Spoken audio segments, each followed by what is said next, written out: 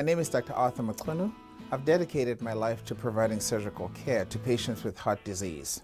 My life began in the slums of Soweto in South Africa, where I learned to overcome adversity and illnesses, including the death of my best friend. That's why I want to be a resource for you and your family for consultation related to heart and cardiovascular needs. You can learn more about me by visiting my website, which is at zuluchescutter.com.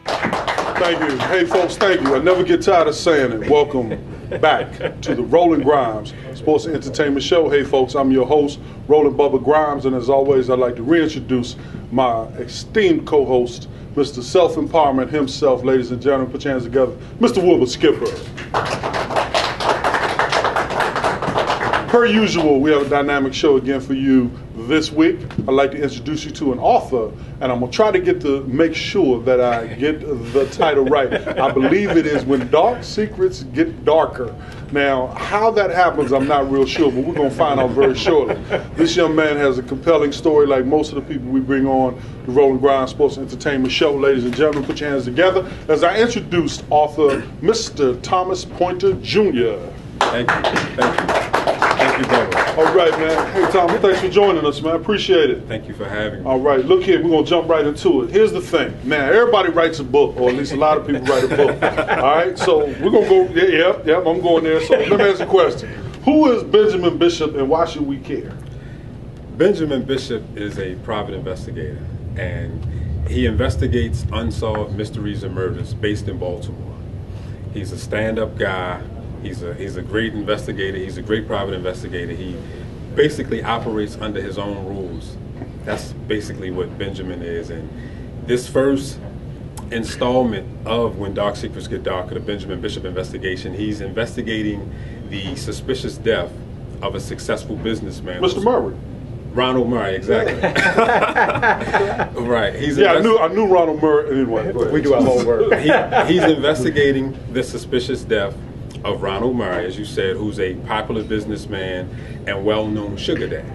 And that's how the story begins and unfolds. Okay, real quick, when I ask you this question, I'm going to turn it over to Skip. Let me ask you this. Now, what made you, of course, everyone's going to say, what made you decide to write a story about Benjamin Bishop, the private investigator, investigating crimes in Baltimore, and then why did he get stuck on Ronald Murray? What's the big deal? Well, I wanted to showcase Baltimore, and I've always been into detective stories, mysteries, unsolved mysteries, something that draws the reader in, and make you want to try to figure out who did it, just as the investigator's trying to figure out who did it.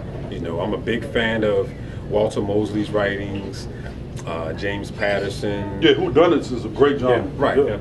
And that's my favorite type of writing. That's my favorite type of reading. I'm an avid reader. I'm a history buff as well, but I'm an avid reader. So I wanted to create stories that impressed me, and that's why I chose this particular genre to write. Sure. Now, I'm probably not going to knock this quote out verbatim, but I'm going to get closer. You're going to have to help me out. Sure. So why don't I set it up this way? This is going to be good, folks. I'm going to set it up this way. Okay. If, and then I'm going to give you two words, and I'm going to let you knock it out. Medicine and therapy. Medicine and therapy. I don't want to cheat. I have my cheat card, but I don't want to cheat. Now, this must be from your book. It's from the book. Somewhere embedded in those pages. I've done some research. Wow. We got to get you back to reading. The only thing I can think of related to, and I know I might be wrong about this, but I will give it a stab at it. When I say medicine and therapy, one thing my main character says is he operates under this system, under this philosophy. No doctor is a good physician who's never been sick. So if you're relating that, because there's so many tidbits in the story, so many quotations made by Benjamin, where he talks about, as he investigates, the theme he looks for or how he does the story. So you caught me on that one, Skip. Can I use my cheat sheet? Yeah, I need it too. I need to use my cheat sheet. Very first time I'm using my cheat sheet. Well, while he's looking for his cheat sheet, okay, I'm gonna redirect you real quick, Thomas. You how did you publish the book? I self-published. I wanted to self-publish because I wanted to have sole authority, sole independence with it. Is that important? It's very important because, you know, as when I was investigating getting into writing or researching getting into writing, you'll notice as you do stories, because I've already started the second installment, I'll get into that later, but as you do stories, a lot of times publishers will say, we like this, but we want you to change that. Or we like that, but we want you to change this. I didn't want that. You have more control. I wanted total control. And I felt confident that I can continue to promote the book as I have. It's been doing quite well. So I wanted to maintain that control and that authority, that independence. So it costs more. It's more costly doing it that way, but the benefits are definitely rewarding. Okay, folks, I have my cheat sheet. Okay. Roland Grimes gave me permission to do this. Scare me with this, man. Here we go. If reading is my medicine, writing is my therapy. Oh, you didn't get that from the book. You didn't get that from the book. You got that off of my website. Right. You got that. I just want you to explain it. It captured me. I wrote it down. I said I have to pose this question to have you knock that one out the box. So, dude, on the real, you need a doctor, man? All right, tell us about this medicine and therapy. I love to read. Okay. You said you're an avid reader. I'm an avid reader. I'm a voracious reader. I love to read. Reading is fundamental, but reading is fun. And I think for those who want to write, you should always read. Okay. And I remember something one of my favorite idols, Malcolm X, once said, read absolutely everything you can because you'll never know where you'll get an idea from. Gotcha. So that's my personal philosophy. As Benjamin has his, Benjamin Bishop has his, I have mine. So that's why I read so much, because it broadens your horizon. It takes you places. Now, have you been doing this all your life, or did life. your grandmother, grandfather, parent, All my life. ex-girlfriend, whatever, get you into reading? All my Yeah, we're life. going to get into your girlfriend. Right. Okay, so then we really go to mine. All my life I've been I said reading. ex-girlfriend, so. I started out doing spoken word poetry. Okay. And my spoken word poetry was based on the history books I read. Okay. And that's how I told my stories. And then, like I said, detective novels, whodunits were always my favorite type of programs to watch and to read. So I said, I could tell a story better than that. And that's what made me come up with the Benjamin Bishop series. Okay, super. Now, real quick, Skip, I'm going to turn it back over to you. This Benjamin Bishop character, and he's doing this investigating, it's private investigating. You also state that he's having to deal with royalty and politicians and important people, and you sort of equated that to sort of him having to go through a cesspool of human beings, you know, and that it's a real cruddy environment that he's in. Now, did I misread it or misunderstand No, it? you hit it right on the It head. seems like that would be the tantamount, paramount type of private investigating business to have these well-heeled people as my clients. Right. Why is it such a drawback? Those are the ones who get in trouble the most. Are they the ones who cause the trouble the most too? And those are the ones who cause the trouble and call Benjamin the most, because Benjamin's a private investigator for a well-known law firm, all fictitious, but in Baltimore. And his client list, as it states in the book, is from judges to politicians to drug dealers to all types of people, crooked people. And crooked people who call him or rely on him for his services to investigate any situations they have. Investigate other crooked people. Right. And this particular situation, he's investigating this death of this well-known businessman who's a sugar daddy. Okay. And he's called upon by the sugar daddy's surviving brother, who says, hey man, someone murdered my brother, and I want you to investigate it, because he was a law-abiding citizen.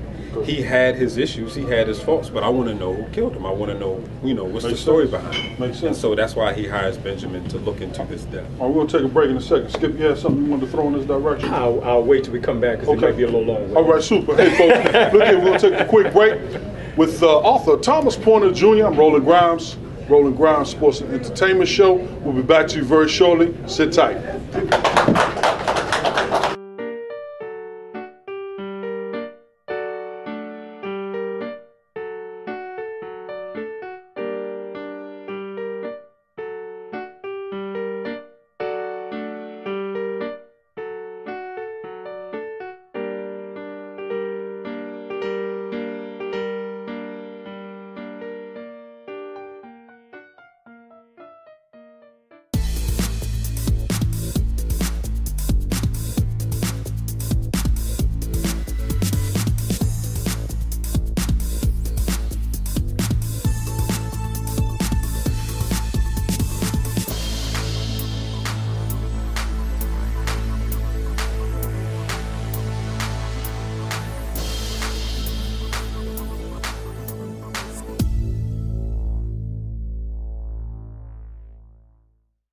Thank you once again. You're so kind. Hey, welcome back to the Roland GRIMES Show. Have our author extraordinaire with us, Mr. Thomas Pointer Jr. Skip. Tell us a little bit about your trip in Africa. What was that like? I've never been before. My wife and I, we've talked about going to Africa, and hopefully we're going to make that happen sooner than later. But tell us a little bit about the trip and what it all entailed. I was there for a little over a month. I was in Ghana. That's in West Africa, Sub-Saharan Africa. And the greatest 30 days of my life. I tell you, when I was there, I met the people, the culture, the politics, the day-to-day life of being Ghanaian, being in Ghana, and it was a wonderful experience for me. I filmed like 40 hours worth of footage while I was there, which I'm still editing. It's so much stuff. I went pretty much all throughout the country. I visited Accra, the capital.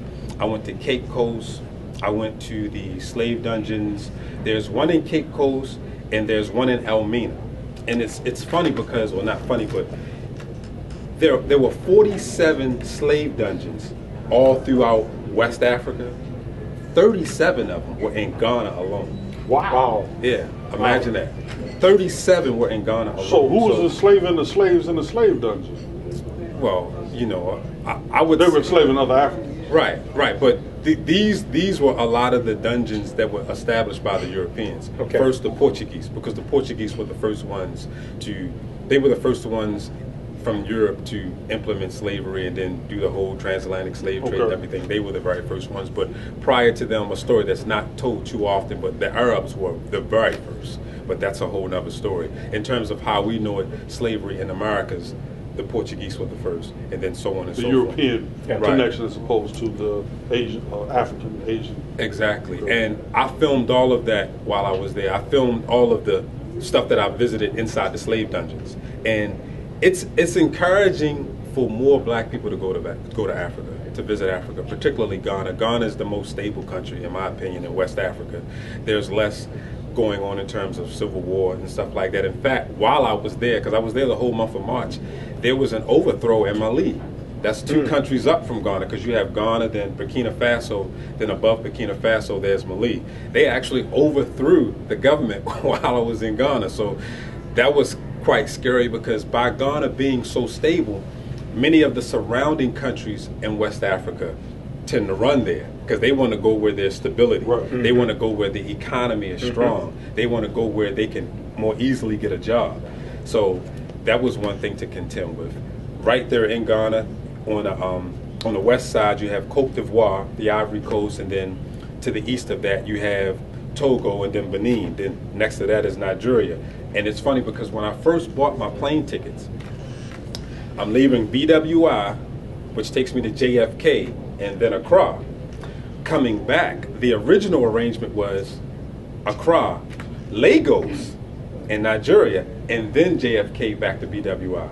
But they were having a riot in Nigeria because of the oil situation, which was happening right around February, the time I bought my tickets. So my tickets were refunded, and they said, you have to purchase them again, and we're going to give you new tickets to come back to the States from Ghana because of the riot and stuff that's taking place in Nigeria. So there's a lot of instability going on in some parts of West Africa, but with respect to Ghana, no instability. So you may have said a little bit more about this earlier, but what made you decide to take that trip, and how does that factor into your writing and reading craft? Well, you're right. I did say it earlier about me being a history buff, and I felt that I have a connection to Ghana. Not only is my wife Ghanaian, far before that, I have a connection to Ghana. And I have a connection to Africa, period, as we all should have a connection. But I wanted to visit Africa because I wanted to see things for myself. I didn't want to rely on the media, as so many of us do. It's bad because when I said I was going to go, so many of my friends were like, "You're going to go to Ghana? Man, I hope they don't eat you. I hope they don't do this or do that." And I'm like, some of the stereotypes. So many of the misinformed stereotypes that a lot of us have about Africa. I said, let me go and see for myself. I mean, the way I came up, you never believe in hearsay. Yeah. You want to see it for yourself, right? So that's what I wanted to do. Well, no, I don't want to find out if people eat me. I don't need to find that out for myself. Look, tell you what, just call me, send me a text or email, say, look, Big Bro, they eating people over here. I don't need to go. Look, I don't need, I got a lot of courage. I don't need to go find out if people eating. So I'm glad. Well, you know what? That you came back to tell us that that's not what's happening, because I heard the same thing. But I'm glad you straightened that out. Skip, I'm surprised, Roland. I'm surprised that you even said that. As strong as Roland is, and Roland Grimes is afraid of people. Come on, Roland. Look, 7 people are going to eat me at one time. So that really unnerves a person. Hey, but look, you know, I mean, I'm fascinated just to sit here and listen to you talk about this stuff so eloquently. Yeah. And I really do appreciate it, man. I mean, I had a chance to read a little bit about you before you came in. But I'll be honest with you, man, the stuff that I read about you, the stuff that's on your website, and even the title of your book and going through the book, man, really doesn't even touch the persona that you demonstrate and that you exhibit here on the show, and other people that have had a chance to meet you. So thank you for coming through. Now, let me ask you a little bit about that persona. Where are you originally from? Who raised you? And where are you going from here? I'm originally from Baltimore. Okay. I was going to ask you first, do I owe you money for that compliment? Yes, you do. No, that's what we do. We do that on the Roland Grimes Sports Entertainment Show. I'm originally from Baltimore. I was raised by my mother, Brenda Murphy. Where am I going? I want to make my life in Ghana. You know, I mean, that country touched me. It touched me. It touched me so it was very impactful, very eventful, and it should be a bucket list thing for everybody, particularly African Americans, but I don't want to exclude anybody, but it's definitely something that all of us should do. Take time out of your life and say, you know what, I'm going to find out how much it costs to go there. I'm going to make arrangements to go there, and I want to see the country for myself, see the people. You'll be so welcomed there. Because I'll tell you another misinformed stereotype that a lot of us have about Africa. Some of us tend to think that Africans don't like black people, and then Africans think that black people don't like them, and that's not the case. That's just a myth. It's just the ones I've met. But I wouldn't blame it. I wouldn't blame it on culture. I wouldn't think it's because you're African American and this person is African. It just might be because you're people. Period. Right. You know. But I think the whole misconception that they don't like us is totally untrue. Go over there and see for yourself, and I think it'll open your eyes. It'll open your eyes. But getting back to the documentary and the book as well, I'm still editing the documentary. It's a very long, grueling, tedious process. But when it's done, it's going to be uploaded on my website. Okay, thomaspointer.net. People can go to my website. They can reach me on Twitter or Facebook. But if they go to the website, thomaspointer.net, they will be updated on the progress that I'm making with the editing. So when it's done, they will finally get a chance to see what I saw while I was there. Okay. Super. Let me do a quick time check with my producer about how much time do I have left. Hey, he's giving me the sign. That means it's almost time to wrap things up. I got to hit this jump shot and get out of here. Hey, folks, just want to thank you again, my author friend here, Mr. Thomas Pointer Jr. Ladies and gentlemen, on behalf of Mr. Wilbert Skipper and Roland Bubba Grimes, Roland Grimes, Sports Entertainment Show. Look forward to seeing you next week. Same time, same place. God bless you. Take care.